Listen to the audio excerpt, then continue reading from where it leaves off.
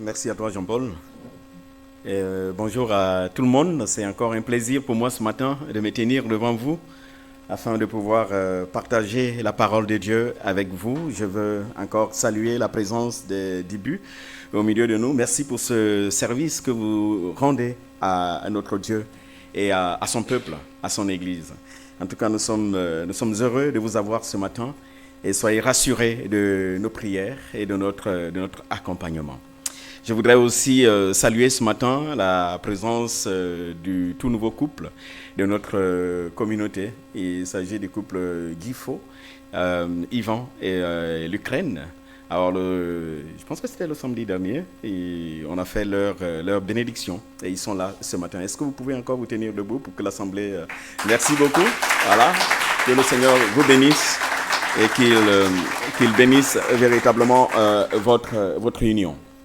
Je vais continuer dans les mois à venir sur mon enseignement sur l'Église. Vous vous souvenez, quand je suis arrivé, j'ai commencé à enseigner sur l'Église. On a vu ensemble qu'on ne fait pas Église tout seul et que ce que le Seigneur veut, c'est que chacun puisse véritablement avoir un rôle à jouer dans cette communauté. Et pour continuer donc cet enseignement, je veux étudier avec vous donc cette lettre que le Seigneur lui-même adresse aux églises de l'Asie mineure. Et le thème que je voudrais donc développer pendant ces semaines, ces mois qui sont devant nous, c'est l'Église que le Seigneur désire.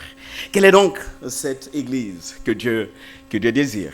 Et ce matin, nous verrons que l'Église que le Seigneur désire, c'est bien entendu celle dans laquelle se vit pleinement l'Évangile, se vit un plein Évangile. Et c'est bien entendu le texte de Apocalypse, chapitre 2, les 5 premiers versets qui vont donc sous-tendre cet enseignement que je vais donner ce matin.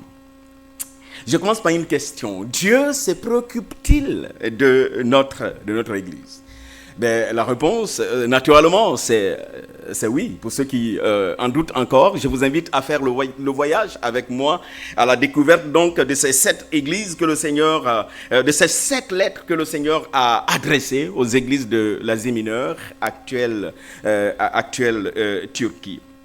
Bien-aimés frères et sœurs, de ces 7 lettres, il ressort clairement que Dieu se préoccupe de chacune de ces églises. Dieu connaît chacune de ces assemblées. Il connaît leur situation particulière. Dieu connaît leurs forces. Il connaît aussi leurs faiblesses, mais pas que. Notre Dieu, mieux, il a aussi un message particulier à chacune de ces églises. La question qu'on pourrait me poser, c'est quel est donc ce message que Dieu avait pour ces 7 églises? Et en fait, ce sont les chapitres 2 et les chapitres 3 de Apocalypse qui répondent à cette question-là. Dans ces chapitres, nous voyons le Seigneur encourager certaines de ces églises-là qui étaient véritablement découragées. Nous voyons le Seigneur encourager certaines de ces églises qui étaient persécutées, avertir celles qui faisaient face à certains dangers. Le Seigneur appelle à la repentance quelques-unes de ces églises qui étaient tombées plus bas. Et il va exhorter celles qui sont restées fidèles à continuer à persévérer dans cette fidélité, malgré les épreuves auxquelles elles pourraient éventuellement faire face. Mais nous voyons aussi le Seigneur proclamer l'assurance de la victoire finale pour toutes ces églises qui tiendront bon jusqu'à l'avènement du Seigneur. De même que le Seigneur connaît chacune de ces églises, sachez frères et sœurs, qu'il connaît aussi notre assemblée, notre église, l'église de Boulogne-Billancourt. De même que le Seigneur s'est préoccupé de chacune de ces églises, Dieu se préoccupe aussi de notre église aujourd'hui. Il se préoccupe de notre bien-être spirituel, mais aussi de notre bien-être communautaire. De même que le Seigneur avait un message pour chacune de ces églises, Dieu a encore aujourd'hui un message pour notre communauté, pour notre église.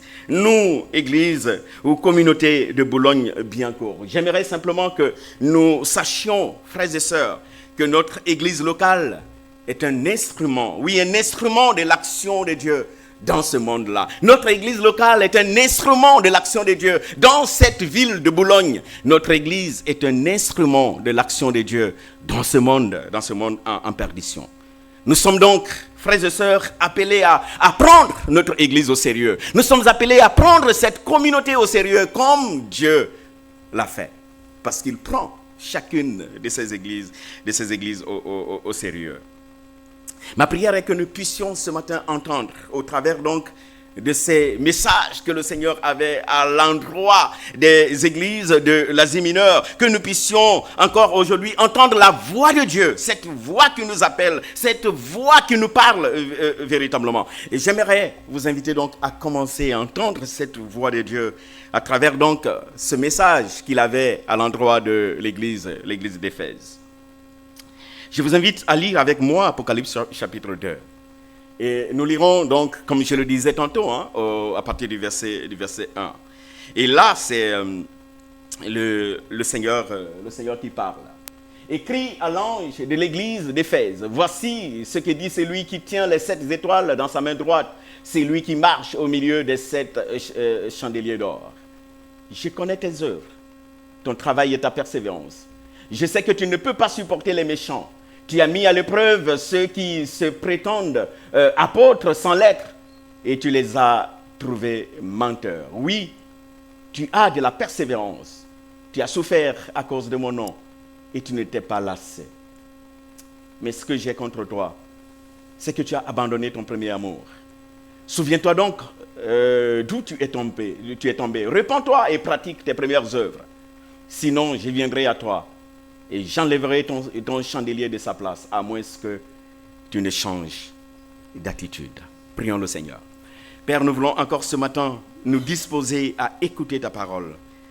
Et nous voulons ouvrir nos cœurs et nos oreilles éternelles à ce que tu as à nous communiquer. Viens donc, Père, utilise ces simples mots que je vais devoir prononcer, éternel, pour toucher les cœurs, transpercer nos cœurs, éternel, par ta parole. Et nous amener simplement, nous plonger simplement au pied de ta croix, Seigneur. Viens et parle à ton peuple. Au nom de Jésus. Amen. De ce message que le Seigneur adresse à l'église d'Éphèse, Jean dresse le portrait robot de l'église selon le cœur de Dieu. L'église que Dieu désire véritablement. Et pour lui, l'église que Dieu désire, c'est effectivement cette église-là où se vit le plein évangile. Un évangile véritablement équilibré. Un évangile équilibré. La question, c'est de savoir l'église d'Éphèse, était-elle cette église selon le cœur de Dieu? Le Seigneur était-il fier de cette église d'Éphèse?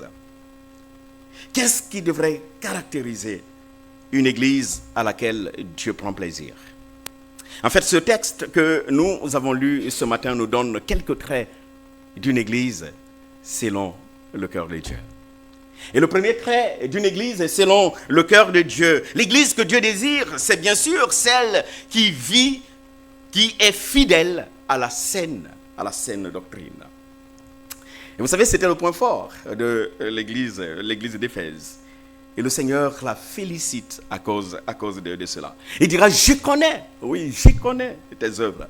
De quelle œuvre parle-t-on ici? De quelle œuvre le Seigneur est en train de parler ici? En fait, les versets 2 et 3 explicitent de quelle œuvre le Seigneur est en train de parler. Œuvre pour laquelle il était fier de cette communauté.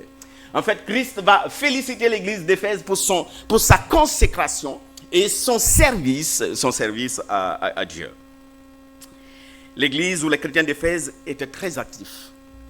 Les chrétiens d'Éphèse étaient engagés, ils étaient zélés véritablement pour le Seigneur et pour sa cause.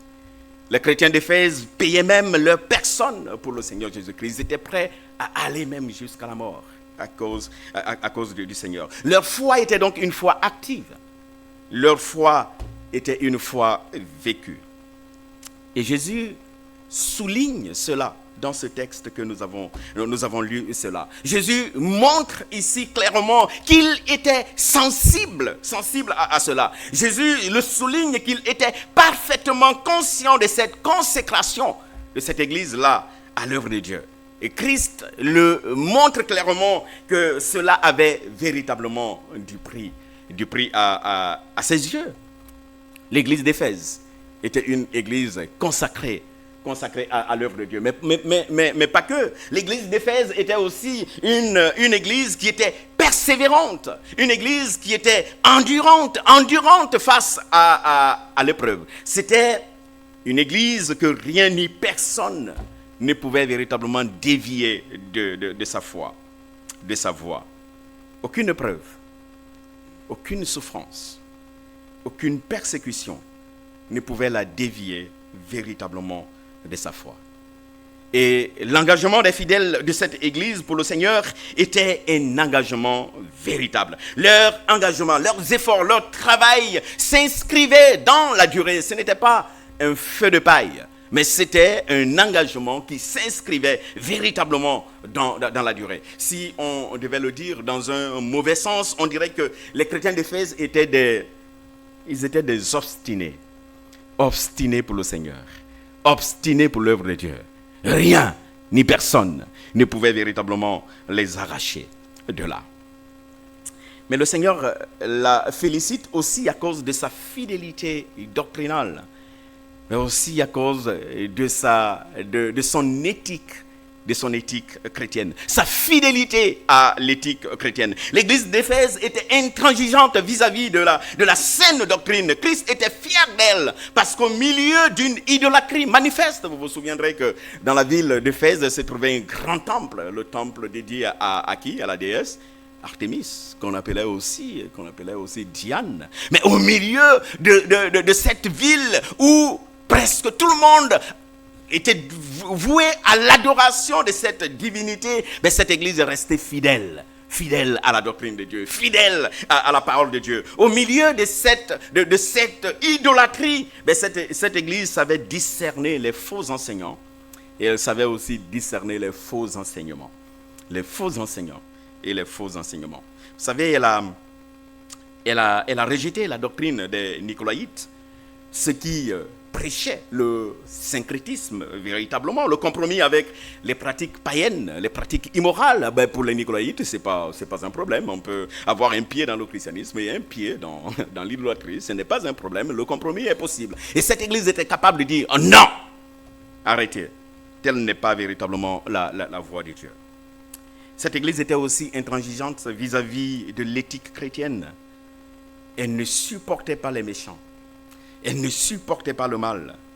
Cette église ne caressait pas le mal du sens du poil. Elle dénonçait plutôt le mal. Elle allait même jusqu'à punir le mal. Vous savez, ce n'était pas aisé. Cela n'était vraiment pas aisé dans une ville réputée pour ses pratiques sexuelles immorales qui étaient liées au culte de cette déesse.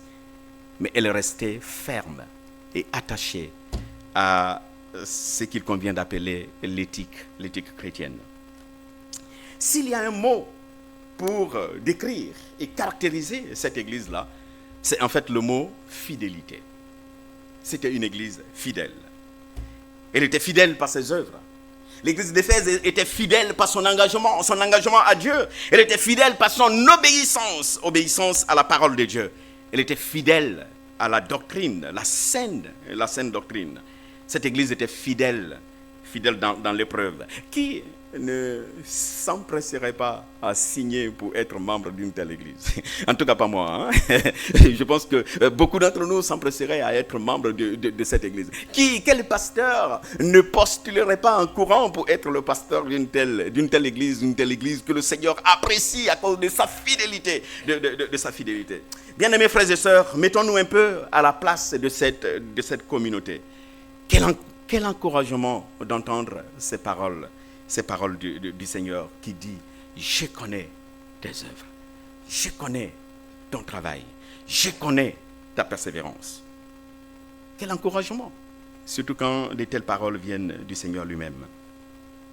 Ce texte nous apprend simplement que notre travail pour le Seigneur n'est jamais vain. Notre dévouement pour l'œuvre de Dieu n'est jamais vain. Et je pense que les débuts peuvent bien le témoigner ce matin. Notre engagement pour le Seigneur, notre travail pour Dieu, ce travail-là ne reste jamais vain. Et d'ailleurs, Paul le dira, travaillez de mieux en mieux à l'œuvre du Seigneur, sachant que votre travail ne restera jamais sans être récompensé par le Seigneur. Comme c'est réconfortant de savoir que Dieu voit nos efforts. Comme c'est réconfortant de savoir que Dieu voit la peine, cette peine que nous nous donnons véritablement pour lui. Mais vous savez, on peut sans peine imaginer le jugement que notre société aurait véritablement porté sur cette église, n'est-ce pas? Oh, cette église-là, elle est intolérante. Cette église manque d'humilité. Oui, elle se croit être détentrice de la vérité. Elle est tellement prétentieuse, cette église-là. Elle imagine que son interprétation de l'écriture est la plus possible et la plus valable. Oh là là là là là là là. Cette église manque d'ouverture. C'est pas possible.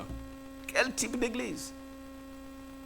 Mais en fait, le Seigneur, lui, félicite cette église-là pour sa fidélité. Qu'en est-il de nous, église de Boulogne-Billancourt? Je reviens à nous. Le Seigneur peut-il se réjouir aujourd'hui de notre fidélité? Christ peut-il nous féliciter pour notre fidélité à son œuvre? Christ peut-il nous féliciter pour notre engagement, pour notre fidélité à la sainte doctrine, fidélité dans l'obéissance à sa parole? Quelle réaction avons-nous face au péché? Quelle réaction avons-nous souvent face aux déviances de ces siècles présents? Ne tolérons-nous pas souvent et malheureusement certaines violations aux normes spirituelles, certaines déviances à la parole de Dieu au nom d'une certaine évolution du contexte dans lequel nous nous trouvons aujourd'hui? Ça me fait un peu sourire parce que pour plusieurs aujourd'hui, en fait, il y a la Bible et puis il y a les écrits de Paul. Alors, tout ce qui vient de Paul, si ça ne me va pas, non, c'est Paul qui a dit. Donc ça, ce sont des écrits de Paul, ce n'est pas la Bible. La Bible est de l'autre côté. Quelle est donc cette église que Dieu désire? N'est-ce pas cette église-là qui demeure attachée à la sainte doctrine? Frères, sœurs, sachez qu'aucune motivation, je dis bien aucune motivation ne doit nous amener à vivre dans le compromis ou la compromission. Rien ne doit nous amener à vivre dans le compromis ou la compromission. L'approbation de Dieu doit compter plus que l'opinion que le monde peut aujourd'hui avoir véritablement. Notre définition du mal, notre définition du bien et du mal doit exclusivement reposer sur ce que Dieu dit et non sur ce que le monde nous laisse entendre. Parce que malheureusement, aujourd'hui, le monde appelle mal bien et on appelle le bien mal. Notre appréciation du monde, du bien doit plutôt reposer sur ce que Dieu dit et non sur ce que le monde est appelé à accepter aujourd'hui. Pour revenir à l'église d'Éphèse, en fait, le Seigneur connaissait cette église-là.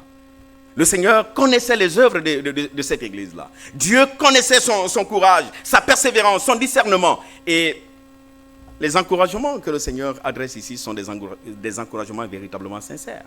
Il est sincère quand il le dit. On pourrait donc ce matin dire que demander de plus? On a une église parfaite. Mais attention, pas si vite. Il est bien vrai que l'église selon le cœur de Dieu, c'est cette église qui demeure attachée à la sainte doctrine, mais pas que. L'église selon le cœur de Dieu, c'est aussi celle où sévit une profonde communion fraternelle. Et notre frère Dan nous l'a rappelé le dimanche dernier. Alors Dan, sois rassuré, je ne reviendrai pas sur ce que tu as dit le dimanche dernier, sois rassuré. Non, l'église que Dieu désire, c'est aussi celle qui pratique une profonde communion fraternelle. L'église d'Éphèse était bien une église fidèle, une église solide sur le plan doctrinal. Mais pourtant, elle était en danger de mort. Au verset 5, le Seigneur dit, si tu ne te repens pas, si tu ne changes pas, je viendrai à toi et j'enlèverai ton chandelier à sa place. Cette église courait un danger de mort. Frères et sœurs, il y avait comme une tache noire, une grande tache noire sur l'habit blanc de cette église d'Éphèse. Je dirais même qu'un cancer mortel avait atteint l'un de ses organes vitaux. Le Seigneur dira, le reproche qu'il formule contre cette église: tu as abandonné ton premier amour. On dira que c'est un seul reproche quand même. Le Seigneur lui a fait tellement de compliments, un seul reproche, ça peut passer. Mais sachez que c'est un reproche qui fait basculer la balance et qui l'amène totalement plus basse. Une parole dure, n'est-ce pas, pourrait-on dire? Mais une parole que cette église avait besoin d'entendre, parce que cette parole était salutaire pour sa survie. Et nous avons là aujourd'hui une belle leçon pour nous, nous qui nous abstenons souvent, même quand on voit un frère s'égarer, nous nous abstenons d'aller vers lui et de lui dire la vérité, parce qu'on a peur d'être taxé de quelqu'un qui juge. Le Seigneur ne se tait pas, il fait un reproche et il prononce une parole dure. Tu as abandonné ton premier amour. Mais de quel amour s'agit-il ici? Beaucoup de commentateurs avancent rapidement l'amour de Dieu. Cette église n'aimait pas Dieu. J'ai quand même un peu de mal à comprendre qu'elle n'aimait pas de Dieu avec tout ce qu'on vient de voir, tout ce tableau qui vient d'être dépeint. On voit vraiment que c'est une église qui était attachée à la parole de Dieu, qui était fidèle, qui servait, etc., etc. Je pense bien que, en fait, cette église avait quand même un amour pour le Seigneur. Mais de quel amour Jean est-il en train de parler, alors ici? Sinon, le Seigneur est-il en train de parler ici? Mais pour avoir la réponse, je vous propose de revenir donc à la première épître que Paul avait adressée à cette église des années plus tôt. Et nous trouvons dans Éphésiens chapitre 1, les versets 15 à 16, qu'il s'agit véritablement, pas forcément de l'amour de Dieu, mais de l'amour des frères, des saints. Paul, dans Éphésiens 1, 15 dira, c'est pourquoi moi aussi, après avoir entendu parler de votre foi dans le Seigneur et de votre amour pour tous les saints, je ne cesse de dire toute ma reconnaissance pour vous lorsque je fais mention de vous dans mes prières. Paul loue le Seigneur ici pour deux raisons. La première raison, c'est en fait la foi des Éphésiens. La foi des Éphésiens. Et on l'a vu, c'était des gens qui étaient véritablement fidèles à Dieu. Le mot foi veut aussi souvent dire fidélité. C'était des gens qui étaient fidèles à Dieu. Ils avaient foi en Dieu. Mais Paul loue aussi le Seigneur pour leur amour pour tous les saints. Si l'église d'Éphèse avait gardé sa vitalité doctrinale, on voit dans ce texte-là, malheureusement, qu'elle avait négligé l'aspect communautaire, l'aspect social de sa vocation en tant qu'Église. Et pourtant, quand dans la Bible, Dieu appelle son peuple à aimer, il y a toujours deux dimensions, n'est-ce pas? Deux dimensions de l'amour. L'amour de Dieu et l'amour du prochain. Je le répète encore. Quand Dieu nous sauve, il nous place dans un double réseau de relations. Relation avec lui, Dieu le Père, et relation avec les autres. Quand Dieu nous sauve, il nous amène à l'aimer, lui, Dieu, notre Créateur, mais aussi à aimer le prochain, la famille dans laquelle il nous place aujourd'hui. Et les deux dimensions sont véritablement indissociables. Et l'apôtre Jean le dit d'ailleurs clairement, non? Il le dit qu'il est impossible d'aimer Dieu sans au préalable aimer son prochain. On le trouve dans 1 Jean chapitre 4 verset 20. Celui qui prétend aimer Dieu alors qu'il hait son prochain est un menteur. C'est un menteur. C'est un menteur. L'amour de Dieu commence donc par l'amour du prochain, et particulièrement le frère ou la sœur dans la foi. Or, il semble que cet amour s'était érodé avec le temps en ce qui concerne l'église d'Éphèse. L'église d'Éphèse était une église solidement établie en apparence. L'enseignement y était fidèle. Les gens étaient même prêts à mourir pour l'évangile et pour Dieu. Sauf qu'il manquait quelque chose d'absolument vital, d'absolument essentiel. La foi, semble-t-il, dans cette église était devenue un activisme véritable pour Dieu, au point qu'on avait même oublié le fondement de cette foi-là. La source de cette foi, c'est en fait l'amour. L'église d'Éphèse était extérieurement belle, mais elle avait perdu ce qui était au cœur de sa vocation. Elle était un peu, pour reprendre ici l'expression de Mathieu Sanders, comme une magnifique voiture de sport, mais qui manque d'essence, qui est en panne d'essence. Et imaginez l'essence, l'amour est pour une église ce que l'essence est pour une voiture. Sans essence, la voiture ne peut pas bouger, même d'un pas. Cette église était très belle, n'est-ce pas? Elle frappait les yeux, n'est-ce pas? Mais elle ne remplissait malheureusement plus sa vocation. Ne nous empressons pas à jeter la pierre à cette église. On pourrait dès maintenant dire, non mais oh là là, elle n'est pas bonne, etc., etc. N'agissons-nous pas souvent aussi de cette façon? Et nous aussi, aujourd'hui, n'est-ce pas? N'avons-nous pas pris l'habitude d'être actifs pour Dieu et négliger le frère ou la sœur qui est à côté de nous et qui souffre? N'avons-nous pas malheureusement des fois cette attitude-là? Sommes-nous vraiment cette église que le Seigneur désire? Nous savons, bien-aimés frères et sœurs, qu'un manque d'attention peut refroidir l'enthousiasme et il peut chasser certaines personnes de la communauté. Nous savons que le mensonge, la duplicité, le manque de transparence peut saper la confiance mutuelle. Cela peut briser les relations. Ça peut déclencher les disputes et compromettre véritablement l'unité de l'Église. Il en est de même des commérages, des ragots, des murmures, des critiques. Ça peut tuer l'unité de l'Église. Ça peut tuer l'unité de l'Église. Nous savons aussi qu'une colère incontrôlée peut blesser les frères et ça peut détruire véritablement des relations. Mais une colère enfouie aussi peut nous rendre amers. Et cela peut aussi malheureusement détruire des relations. Un conflit prolongé, non résolu, peut détruire notre affection et notre unité en tant qu'Église. Un langage malsain est un boulevard grand ouvert. Je dirais un boulevard grand ouvert pour les conflits et les divisions, n'est-ce pas? Que dire de l'amertume? Que dire de la médisance? Que dire de la susceptibilité? Ce sont autant de choses qui peuvent facilement détruire l'unité de l'Église et qui sont des facteurs de manque d'amour, des révélateurs d'un véritable manque d'amour.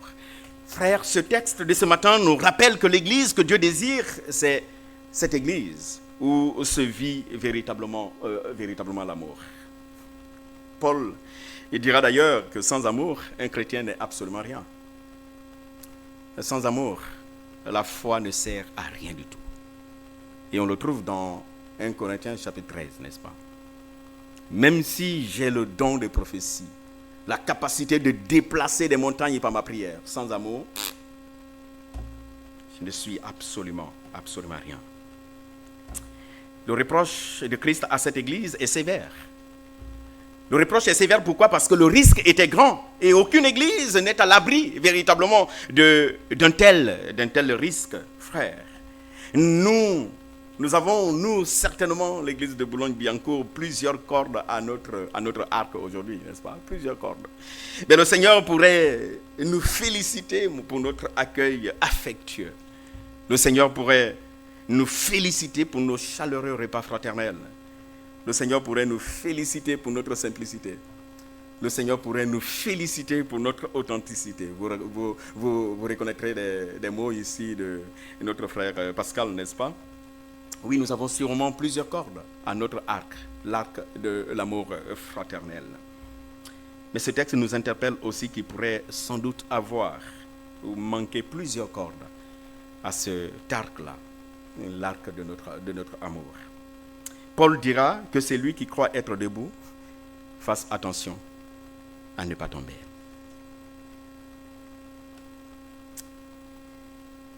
Ainsi, le message que le Seigneur avait pour cette église d'Éphèse, c'était qu'elle recherche quoi? Qu'elle recherche un réel équilibre. Un réel équilibre entre l'amour de Dieu et l'amour du prochain.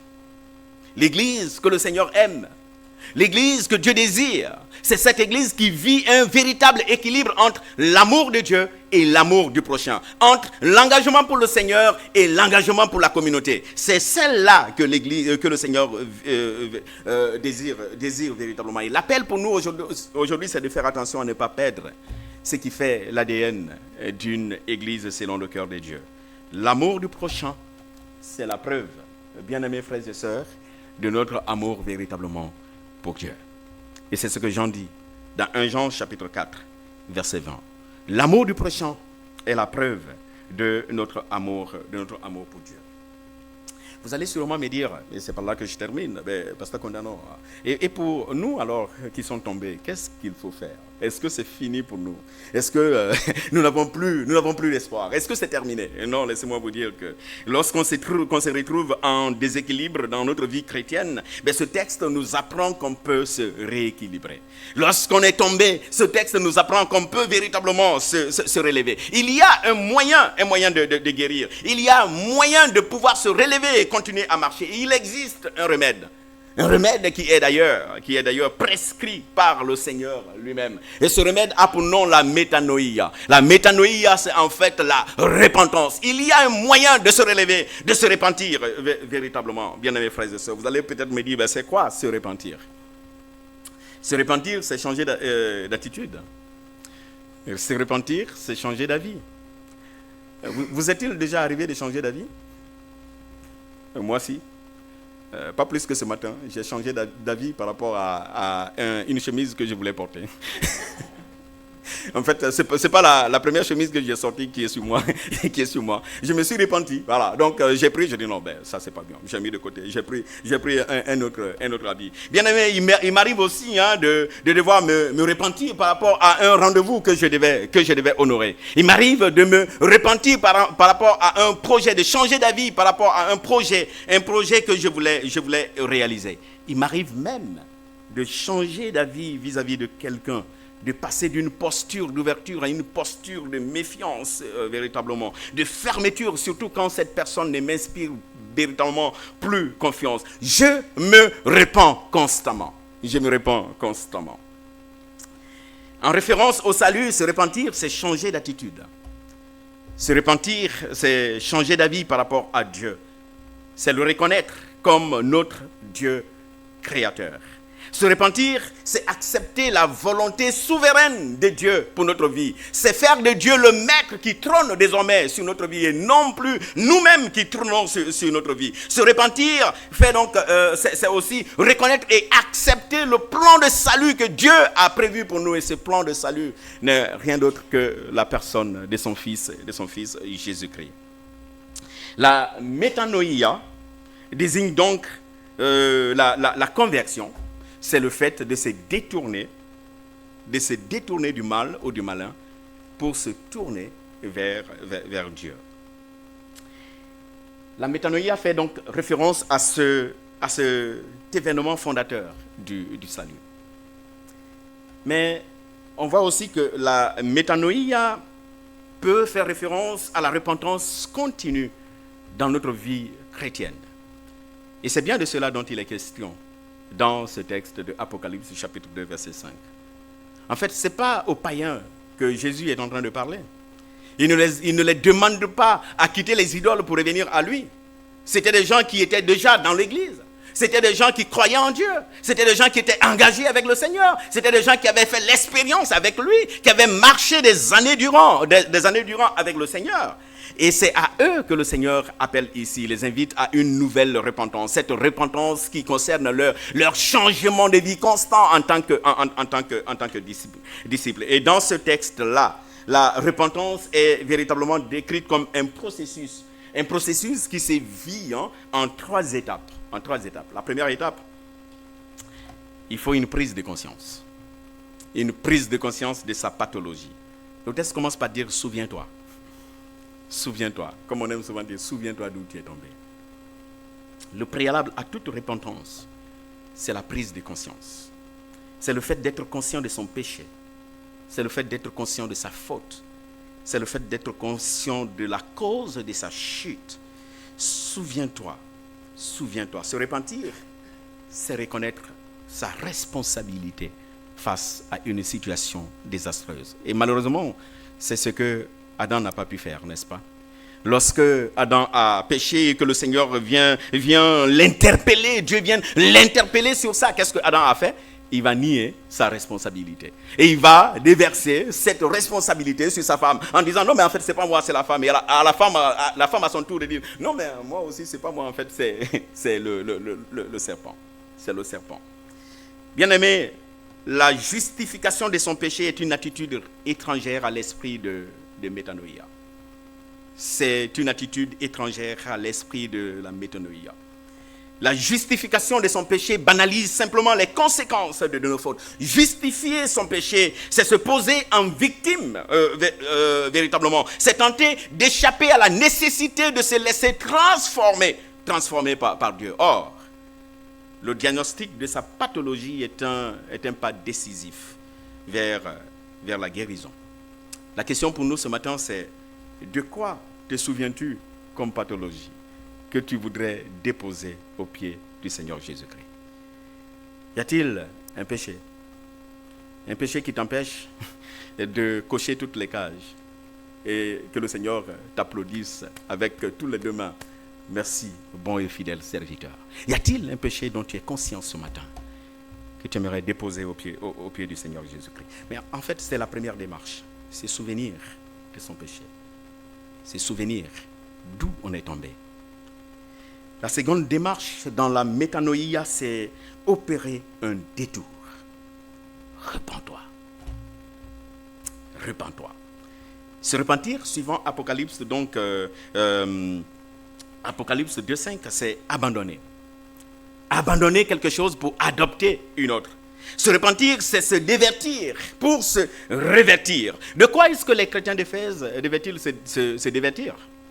De quoi devaient-ils se détourner? Qu'est-ce qu'ils devraient abandonner? Bien, évidemment, leur manque d'amour fraternel, n'est-ce pas? La froideur de leur relation communautaire, la superficialité de leur relation communautaire. Ils devaient se dévertir de cela. Pour revêtir, le Seigneur lui dit, repens-toi, reviens véritablement frère, change.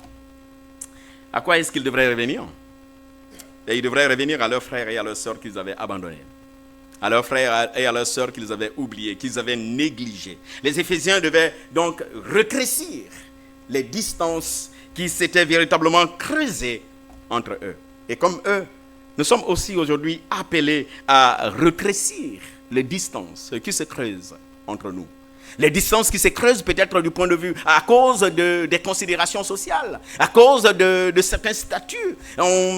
J'entends souvent dire les plus nantis et les moins nantis, les grosses têtes. Et s'il y a grosse tête, c'est qu'il y a petite tête. Il y a petite tête. Et ce sont malheureusement des distances qui se creusent, qui se creusent et qui se creusent. Et lorsque les distances se creusent, on commence à parler les uns sur le dos des autres, n'est-ce pas? Lorsque les distances commencent à se creuser, on murmure, on critique, on calomnie. Mais lorsque la distance se rétrécit, on va vers le frère qui nous a offensés et on l'entretient tête à tête. On résout le problème et on continue la marche avec le Seigneur. De quoi devrais-tu te détourner aujourd'hui, bien-aimés frères et sœurs? Y a-t-il une distance à rétrécir? Le Seigneur te convainc-t-il de quelque chose envers ton frère? Est-ce que tu as à te repentir de ton hypersensibilité ou de ton insensibilité? La dernière étape dans cette marche de la réconciliation, c'est en fait s'engager sur le chemin de l'obéissance. et surtout le chemin de l'obéissance à Dieu. La métanoïa est donc un appel à l'action. La métanoïa, c'est un appel à produire les fruits dignes de la repentance. C'est un appel à renouveler son engagement, à revitaliser sa pratique de la foi. La personne qui se repent doit produire les œuvres qui manifestent l'authenticité de cette repentance-là. Principalement dans le domaine des relations humaines, dans le domaine des relations interpersonnelles. Changer d'avis ne suffit pas pour continuer pour constituer une repentance. Ça ne suffit pas. On ne rend pas gloire à Dieu en se détournant simplement du mal. On rend gloire à Dieu lorsqu'on change pour adopter positivement un comportement qui l'honore et qui le plaît. Et dans ce texte, nous voyons que le refus de changer n'est pas sans conséquence. Le texte dit, si tu ne changes pas, si tu ne te repens pas, je viendrai à toi, j'enlèverai ton chandelier de sa place. Enlever le chandelier de sa place, c'est le symbole de la perte de la lumière. Imaginez une église sans lumière, alors que la Bible dit que nous sommes la lumière du monde. Imaginez un sel sans saveur. La Bible dit, si le sel perd sa saveur, avec quoi la lui rendra-t-on? Plus rien. Et puisqu'il ne sert plus à rien, qu'est-ce qu'il faut? La jeter pour être piétiné. Et c'est ce que le Seigneur reprend ici. Si tu ne changes pas, tu deviens un sel sans lumière. Un sel qui ne sert plus qu'à être piétiné, foulé aux pieds. Et foulé aux pieds. Je voudrais terminer ce matin pour dire que l'église que le Seigneur désire, c'est bien cette église-là. Cette église où se vit un plein évangile. Un évangile équilibré. Et nous avons vu ce qui caractérise cet évangile équilibré. Nous avons la consécration, l'engagement pour Dieu, la fidélité à sa parole, à sa doctrine. Nous avons vu aussi que cette église, ce plein évangile, est caractérisé par la communion fraternelle, une profonde communion fraternelle, l'amour qui se vit au quotidien entre les enfants de Dieu.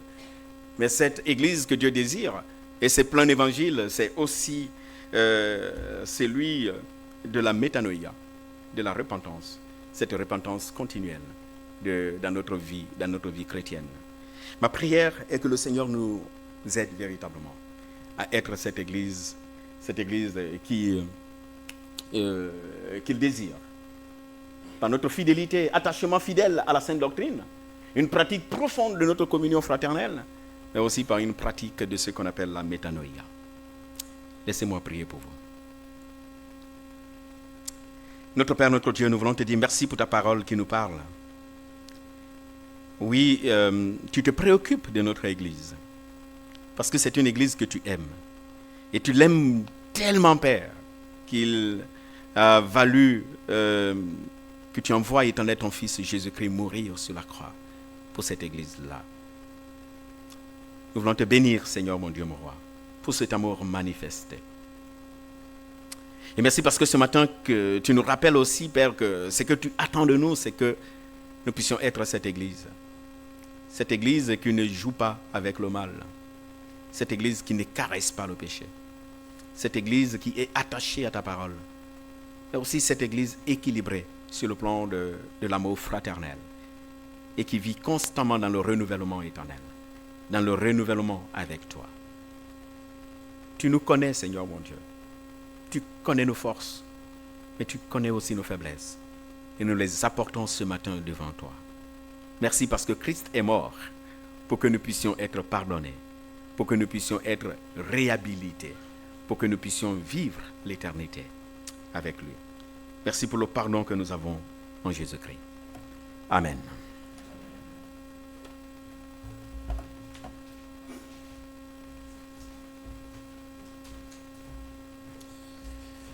Merci beaucoup, Samuel, pour le rappel de ces vérités fondamentales sur ce qu'est une église selon le cœur de Dieu, une église où se pratique et vit la sainte doctrine, une église où l'amour de Dieu est complété par l'amour du prochain, comme les paroles de Dieu, comme la Bible nous l'enseigne, mais aussi une église qui se répand de manière collective, mais aussi de manière individuelle. Et nous avons la solution à cela, c'est nous tourner vers Jésus, ce Dieu qui nous aime et qui nous... ce Fils de Dieu qui est venu mourir sur la croix pour nous, pour le pardon de nos péchés, qui nous aime et qui est prêt à nous pardonner nos fautes pour peu que nous